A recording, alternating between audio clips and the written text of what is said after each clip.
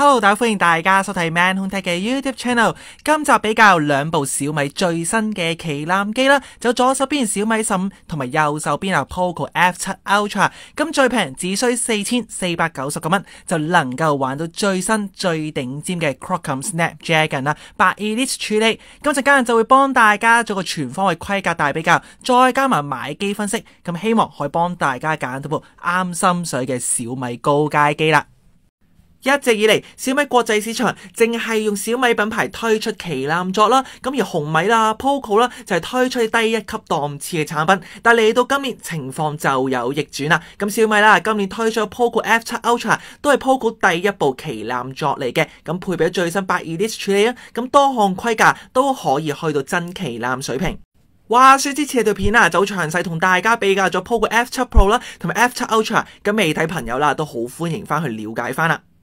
第一步先比較呢兩部旗艦機喺香港賣嘅配置同埋建議零售價，咁大家見到啦，咁各自喺香港都係引入兩款配置，咁左手邊小米15啊，咁12+256啦就賣5499蚊，而12+512就賣5999蚊嘅，咁而右手邊 Poco F7 Ultra 啦，12+256 4499蚊，16+512 4799蚊，咁換言之最平只需4500蚊有找啦，就能夠玩到最頂尖嘅 Snapdragon 8 Elite 處理器啦。咁另一件事啦，我就建議大家，假如買 Poco F7 Ultra 嘅話，咁啊絕對值得多俾3嚿水升級16+512嘅，一只需3嚿水啦，就能夠換嚟多4GB RAM，再加多1倍嘅儲存容量啦。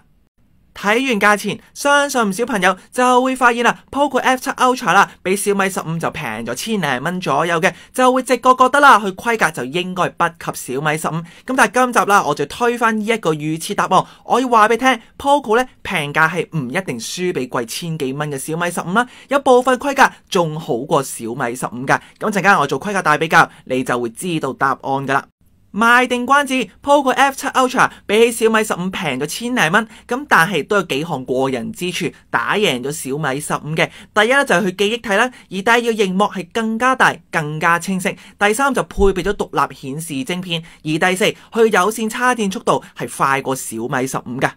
然後比較呢兩部旗艦機機身設計，咁佢哋嘅相機模組啦都放置在左上角嘅，咁但係形狀呢就有啲唔同啦。咁左手邊小米15啦就四四方方，咁但係四隻角就圓潤啲咁嘅設計。咁而右手邊 Poco F7 Ultra 啦就採用咗圓形嘅相機模組，咁再加埋啦有鮮黃色機身，都非常之搶眼嘅。咁邊部好睇啲啦，就見仁見智，咁都歡迎下面留言啦，話俾我聽你嘅選擇啦。係時候嚟到規格分別，咁今日呢兩部小米旗艦機啦，佢哋最主要規格分別就係相機、螢幕同埋 WiFi，咁一陣間就記得留心聽書，聽清楚佢哋嘅分別啦。只不過喺做正式詳細比較之前，希望大家幫手 like 翻條片啦，訂閱翻 Man Home Tech 嘅 YouTube Channel， 喺度都再一次多謝大家就係對 Man Home Tech 嘅支持。咁之前條片啊，就同大家比較咗小米15同埋小米14T Pro 嘅，咁未睇朋友啦，都好歡迎翻去了解翻呢兩部價錢相若嘅電話啦。第一關當然係處理，答案非常之簡單，就係無需比較嘅。咁今日兩部旗艦機咧，全部都配備咗 Qualcomm Snapdragon 8 Elite， 咁佢就係啦，目前高通最頂尖啦，同埋最新嘅旗艦級處理器啦。咁用3mm 嘅製程，由台積電代工。咁簡單啲講啦，佢嘅性能啊，仲勁過 MTK 嘅旗艦處理啊，而且都勁過 iPhone 16 Pro Max 最新嘅處理器噶。跟住欣賞呢兩部機嘅跑分成績啦，咁左手邊小米15，右手邊啦就 Poco F7 Ultra 嘅第一項測試啊就安兔兔10啦，就竟然係價錢平啲嘅 Poco 優勝嘅，就258萬分啦，就勝過小米15嘅253萬分啦。咁第二項測試啦就 3D Mark 啦，一樣都係 Poco 優勝啊，就6204分，就好過小米15嘅5980分，一樣都係違反咗價錢嘅高低啦。下一件事你一定要知道啊，就價錢平啲嘅 Poco F7 Ultra 就配備咗獨立顯示晶片，連小米15都冇噶。咁嘅晶片嘅名啦就叫做 Vision Boost D7 啦，就進一步強化圖像顯示能力啦，進一步令到更加適合打機嘅。咁所謂都係令到 Poco 啦大加咗好多嘅分數啦。我個人認為小米今次嘅做法都幾有趣嘅，因為兩部旗艦機本身配備咗 Snapdragon 8 Elite， 入面都內置咗最新嘅 Qualcomm 電話 GPU 啦。咁估唔到啦，小米都係覺得唔夠用，另外要再加多一塊自家嘅獨立顯示晶片啦，而且用落 Poco 呢部價錢平啲嘅機上面嘅，就好似令到小米15啦就減咗唔少分數啦。記憶體方面，以香港市場嚟講，好明顯就係價錢平啲嘅 Poco F7 Ultra 大為優勝。咁個優勝嘅地方啦，都用黃色同大家標示，就方便你哋去比較嘅。咁先講 RAM 啦，就 Poco F7 Ultra 優勝咗啦，原因就係提供咗16GB RAM 嘅選擇啦。咁而小米15最多都係只得12GB RAM。咁我覺得今次小米決策啦係非常之錯誤嘅，因為原本小米15啦係有提供到16GB RAM 嘅版本啦，咁只不過香港冇賣到。咁但係作為最新嘅旗艦系列同埋價錢貴啲嘅選擇啦，就應該提供埋16GB RAM。咁結果啦，就令到 Poco F7 Ultra 平咗千零蚊，就反而 RAM 多過你，提供更加好多工處理能力。咁我覺得呢位啦係非常之矛盾，非常之諷刺啦。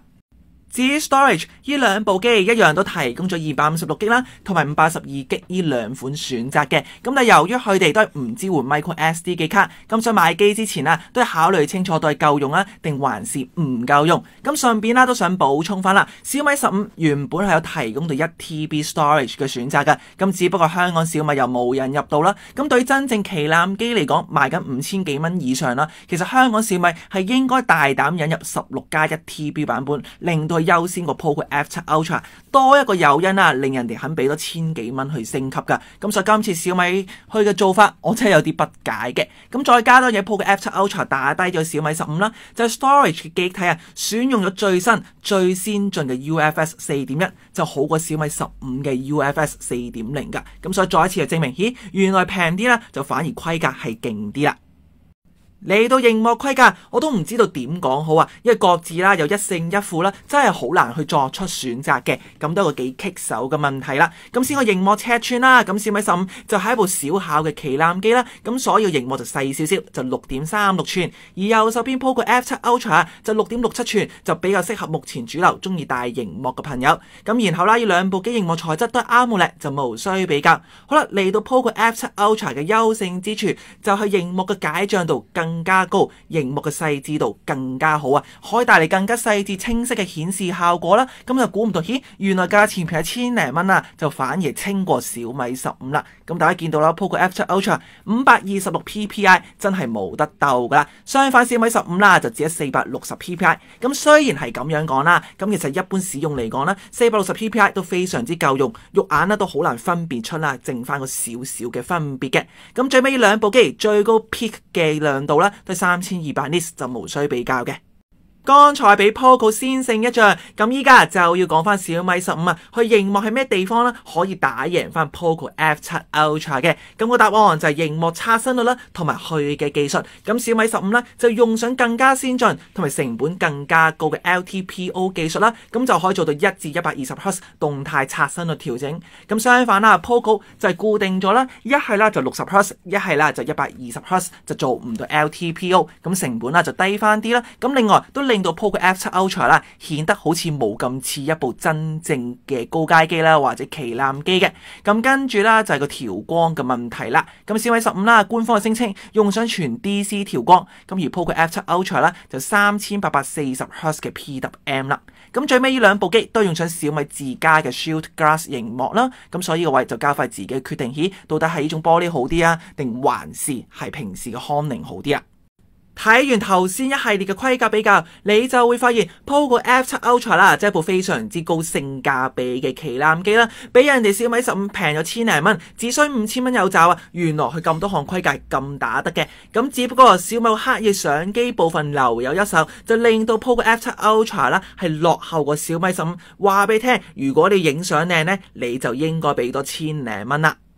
最重要分別5個英文字母 LEICA， 近年玩得小米旗艦機，自然 expect 啦徠卡認證嘅相機鏡頭啦，再加埋一系列嘅徠卡濾鏡嘅，就係大家平時所講嗰陣奶味啦。咁但係今次啦，我哋嘅 Poco F7 Ultra 就係冇徠卡認證，咁相信都慳翻一大筆嘅成本啦。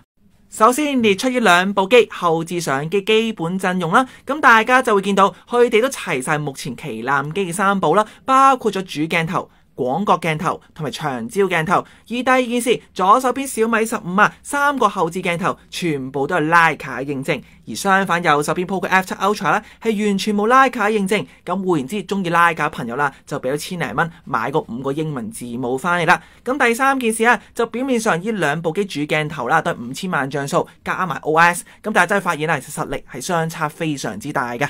依家正式開估，小米15終於有一次1分錢1分貨，咁佢相機主鏡頭規格就大獲全勝嘅。咁大家見到配備咗光影獵人900，即係 OmniVision OV50H 就好過右手邊 Poco F7 Ultra 嘅光影獵人800，就 OmniVision OV50E。咁真正見真章嘅地方啦，就係 sensor 嘅尺寸啦。咁小米15啦就1/1.31寸1.2嘅 pixel size， 然之後 Poco F7 Ultra 就1/1.55寸 pixel size 1.0。咁呢位我唔使解釋啦，就高下立見。咁更加大嘅感光面積啦，就可以帶嚟更加清晰嘅記錄效果啦，同埋可以帶嚟更加好嘅夜拍效果嘅。咁除咗 sensor size 之外啦，咁其實鏡片一樣都有高下之分啦，都有成本之分嘅。咁小米15啦，先係用上目前旗艦機應該有嘅7塊鏡片組，即係 7P 鏡片啦。咁但係 Poco F7 Ultra 就用上成本低啲 6P 鏡片，就令到佢好難稱得上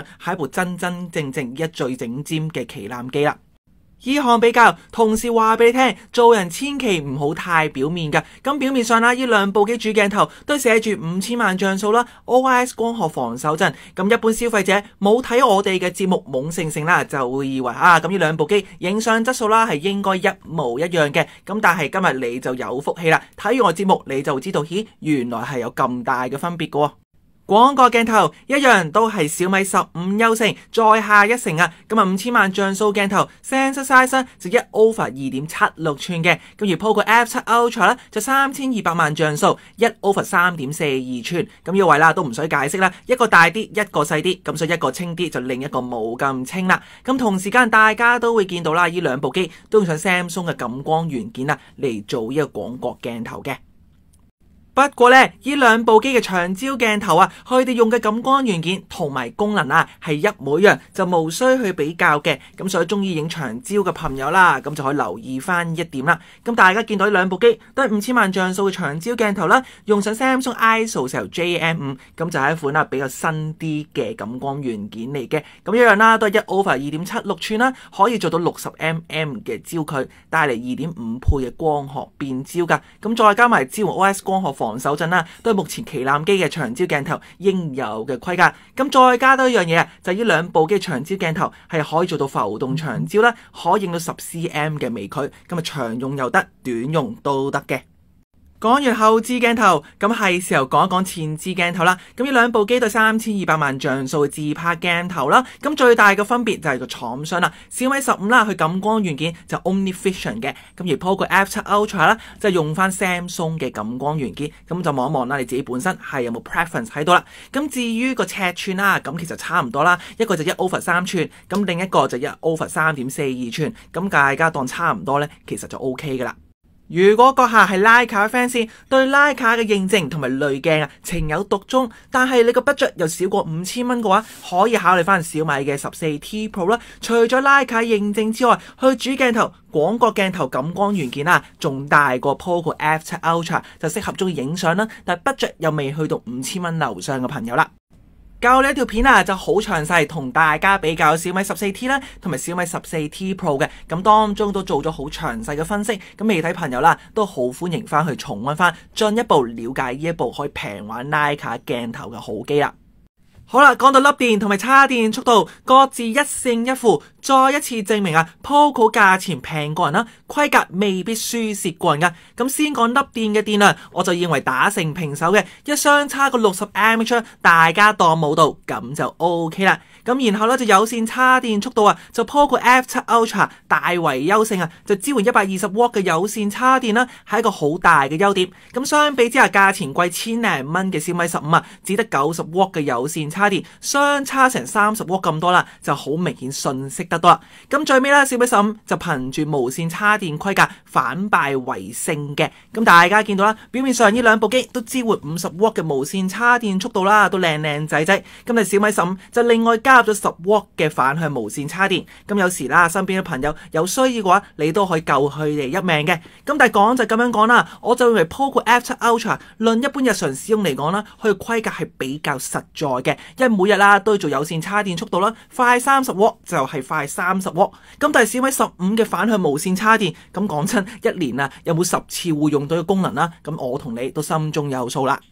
嚟到最後一項規格比較 WiFi 無線網絡，咁一般消費者啦冇睇我哋節目啊，就咁睇佢字面規格啦，就寫住 WiFi 7啦，就以為一模一樣打成平手啦，咁就大錯特錯。咁今集你肯睇到位啦，我就送一個 bonus 環節俾你，就呢兩部機嘅 WiFi 規格暗藏玄機啊，就小米15大為優勝，話俾你聽貴千幾蚊啊，先至係真正嘅旗艦座啦。咁大家見到表面上都係 WiFi 7啦，就目前最新嘅 802.11be 標準。咁但係小米15咧係支援3頻真真正正嘅 WiFi 7，就能夠用到6GHz 最新嘅頻段嘅。咁相反右手邊 Poco F7 Ultra 啦，係一個雙頻閹割版嘅 WiFi 7，係完全唔支援6GHz 嘅新頻段，同時都令到佢唔支援 WiFi 6E，因為 WiFi 6E 啊係一定要用到6GHz。咁所以假如你屋企嘅 router 係 WiFi 6E 啊，而買咗 Poco F7 Ultra，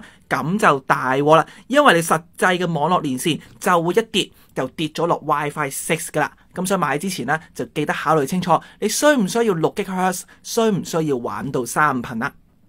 順便同大家睇到兩項呢兩部機嘅共同規格。咁第一樣嘢就係呢兩部機都支援超聲波嘅指紋解鎖啦，都係 Poco 第一次啊用上成本更加高同埋更加先進嘅超聲波指紋解鎖技術，咁嘅位都冇乜嘢好彈噶啦。咁然之後第二樣嘢呢，就係呢兩部機都支援 IP68 嘅防水防塵認證，咁對於高階機啊又或者旗艦機嚟講，咁絕對交足晒功課噶啦。好嘢，終於完成晒今集嘅規格比較。咁透過剛才一系列嘅詳盡比較啦，你就會揾到呢兩部機各自嘅優點啦，同埋缺點，同埋有啲咩一樣啊唔一樣嘅地方。咁相信都唔難作出合適嘅選擇啦。咁好啦，咁最尾就同大家總結翻呢兩部機我對佢哋嘅評價。咁第一個就 Poco F7 Ultra 啊，就係 Poco 第一次推出旗艦機嘅。咁以4000幾蚊咁平嘅價錢，就能夠玩到當代最新旗艦級處理，仲要係 Qualcomm 嘅旗艦級處理器啦，咁其實都係非常之難得嘅高性價比之選嘅。咁喺市面上用同等嘅價錢都好難揾到其他類近嘅競爭對手噶啦。咁所以簡單啲講啦，就係一部超抵玩嘅旗艦機啦，而且部分規格更勝過小米15噶。咁明明啦，小米15貴佢千零蚊啦，你搞到咁樣呢，即係令到小米15扣咗唔少分數啦。好似小米鼓勵大家就使少啲錢啦，就唔好俾咁多錢去啦。咁當然啦，咁其實一分錢一分貨度咧仍然係存在嘅。咁小米好刻意咧，就相機規格啦就留有一手啊。咁舉個例子啦，就係冇咗徠卡認證去 cut cost 啦。而另外你見到啲主鏡頭啦，同埋廣角鏡頭啊，去感光元件規格啦，就好明顯係差過小米15嘅。嗱，講就係咁樣講啦。咁考慮到4000幾蚊價錢，再加埋本身已經有一個嘅旗艦級處理器，再加埋獨立顯示晶片啦，再加埋其他嘅優點，咁相機不及人呢係情有可原嘅。咁而且都可以用相機嚟做一個好重要嘅分野，你到底係需唔需要追求攝影嘅質素呢？咁追求嘅話唔使諗啦，諗小米15啦，又或者嘔多一嚿錢啊就買小米15 Ultra 嘅。如果唔係嘅，其實正正常常有晒3個嘅鏡頭啦，平日用到就 OK。咁再考慮翻呢4000幾蚊啦，玩 Poco F7 Ultra 已經係稱心又滿意噶啦。至於小米15啦，咁今次推出 Poco F7 Ultra 啦，無疑係會令到佢銷量受到一定嘅衝擊。因為講緊以前嘅小米14啦，係唔會有另一部用緊最新 Qualcomm 嘅處理，價錢平過你嘅 Poco 產品啦嚟撞你噶嘛，係咪先？咁所以我認為今次小米15咧一定係會受到影響嘅。咁但係講就咁樣講啦，佢仍然都係有佢一定嘅優點啦，或者係可以迎合翻某啲需要嘅消費者。第一件事就呢部機係比較少小巧輕便㗎。咁你睇翻佢啲 spec 啊3位數字啊，就會明白我講啲乜嘢嘅。咁而市面上啦，應該有啲人係想要細部啲機身啦，想細啲嘅熒幕嘅。咁小米15啦就會好過 Poco F7 Ultra。咁但係換個角度啦，目前大多數人係中意大啲熒幕嘅。咁所以6.67寸熒幕嘅 Poco 啦，就可能係會好過小米15啦。咁再加埋剛才所講啦，小米15啊相機真係更加強勁，再加埋徠卡認證嘅。咁玩得旗艦機、高階機嘅用家肯捨得使錢呢，通常都會對攝影質素有所要求嘅。咁所以相機係一個好重要地方啦，去奠定翻小米15可以叫價高啲嘅位置啦。咁最尾第三個重要分別啦，就 LTPO 熒幕嘅，因為我一直啦都會用 LTPO 啦用嚟劃分翻起係真旗艦啊、真高階定還是啲所謂嘅準旗艦或者次旗艦嘅。咁你頭先剛才都見到啦 ，Poco F7 Ultra 係冇 LTPO 噶嘛，咁而小米15係做到。咁只不過小米呢一個好好笑、好蝦碌嘅地方啦，佢竟然為 Poco F7 Ultra 配備更加清晰嘅熒幕、更加高嘅細緻度啊！咁而小米15呢貴千零蚊，又反而有所不及，就所以咧好容易令人感覺到好似即係好掙扎、好矛盾啊！好似有啲位咧你好啲，有啲位就我好啲啦，就好難揀得落手啦。咁就好簡單啦 ，LTPO 同埋顯示嘅細緻度二選其一啦，你自己去揀掂佢啦。好啦，今集就暫告段落。咁唔知道呢兩部機之間啊，你會點樣選擇呢？到底價錢平啲啊，就可以玩到最新嘅旗艦級處理嘅 Poco F7 Ultra， 定還是都係追求攝影質素，再加埋徠卡鏡頭嘅小米15？咁都好歡迎下面留言啦，就分享翻你嘅 preference 同埋當中嘅原因。咁最尾啦，假如你入手咗呢兩部機其中一部，咁更加歡迎你下面留言，就同佢分享翻你嘅用後感啦。無論正面定還是負面，讚定還是彈啊，都好希望聽到你實際啊買家嘅真實聲音嘅。咁嚟到呢度，咁今集啦就暫告段落。咁都好多謝大家收睇啦，希望大家幫手俾個 like 咁條片，訂閱翻 Man Home Tech 嘅 YouTube channel。喺度都再一次多謝大家就對 Man Home Tech 嘅支持啦。咁嚟緊啦，有咩機上我比較啦，咁都好歡迎下面留言就話俾我聽啦。